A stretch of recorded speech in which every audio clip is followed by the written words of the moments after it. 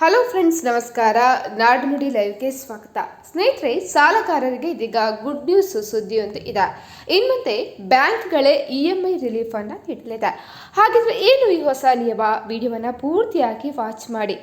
ನೀವು ಬ್ಯಾಂಕಿಂದ ಸಾಲ ಪಡೆದಿದ್ದೀರಾ? ಹಾಗಿದ್ದಲ್ಲಿ ಭಾರತೀಯ ರಿಸರ್ವ್ ಬ್ಯಾಂಕ್ ನಿಮಗೊಂದು ಮಹತ್ವದ ಸಿಹಿಸುದ್ದಿ ನೀಡಿದೆ. ಪ್ರಕೃತಿ ವಿಕೋಪಗಳ ಸಂದರ್ಭದಲ್ಲಿ ಸಾಲದ ಕಂತು ಪಾವತಿಸಲು ಕಷ್ಟಪಡುವ ಗ್ರಾಹಕರಿಗೆ ನೆರವಾಗಲು RBI ಇದೀಗ ಹೊಸ ಮಾರ್ಗಸೂಚಿಯನ್ನು ಸಿದ್ಧಪಡಿಸಿದೆ.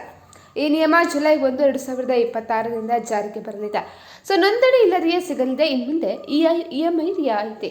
ಈ ಮೊದಲು ಪ್ರವಾಹ, ಭೂಕಂಪ ಮತ್ತು ಚಂಡಮಾರುತದಂತಹ ವಿಪತ್ತುಗಳು ಸಂಭವಿಸಿದಾಗ ಸಾಲಗಾರರು ತಮಗೆ EMI ಪಾವತಿಸಲು ವಿನಾಯಿತಿ ಬೇಕಂತ ಹೇಳಿ ಬ್ಯಾಂಕ್ಗಳಿಗೆ ಅಲೆದು ಅರ್ಜಿಯನ್ನು ಸಲ್ಲಿಸಬೇಕಿತ್ತು.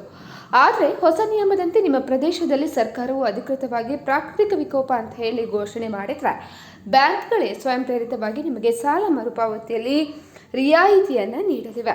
ಅದೇ ರೀತಿ ಹೊಸ ನಿಯಮದ ಪ್ರಕಾರ ರಾಜ್ಯ ವಿಪತ್ತು ಪರಿಹಾರ ನಿಧಿ ಅಥವಾ ರಾಷ್ಟ್ರೀಯ ವಿಪತ್ತು ಪರಿಹಾರ ನಿಧಿ ಅಡಿಯಲ್ಲಿ ಘೋಷಿತವಾದ ನೈಸರ್ಗಿಕ ವಿಕೋಪಗಳಿಗೆ ಮಾತ್ರ ಇದು ಅನ್ವಯವಾಗುತ್ತೆ. ವಿಪತ್ತು ಘೋಷಣೆಯಾದ 45 ದಿನಗಳ ಒಳಗಡೆ ಬ್ಯಾಂಕ್ಗಳು ಸಾಲಗಾರರಿಗೆ ಈ ಸೌಲಭ್ಯ ನೀಡುವ ಪ್ರಕ್ರಿಯೆಯನ್ನು ಆರಂಭಿಸಬೇಕು. ಹಾಗಿದ್ರೆ ಇದರಿಂದ ಯಾರಿಗೆ ಲಾಭ ಸಿಗಲಿದೆ?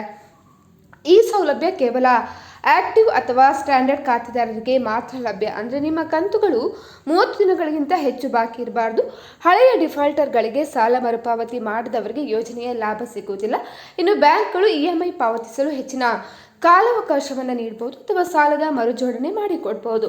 ಒಂದು ವೇಳೆ ಬ್ಯಾಂಕ್ EMI ವಿನಾಯಿತಿ ನೀಡಿದರೂ ನಿಮಗೆ ಅದು ಬೇಡವಾಗಿದ್ದರೆ ಅಥವಾ ನೀವು ಸಮಯಕ್ಕೆ ಸರಿಯಾಗಿ ಕಂತು ಪಾವತಿಸಲು ಶಕ್ತರಾಗಿದ್ದರೆ 135 ದಿನಗಳ ಒಳಗಾಗಿ ನೀವು ಆಪ್ಟ್ ಔಟ್ ಅಂದರೆ ಸೌಲಭ್ಯ ಬೇಡ ಅಂತ ಹೇಳಿ ಅರ್ಜಿಯನ್ನು ಸಲ್ಲಿಸಬಹುದು.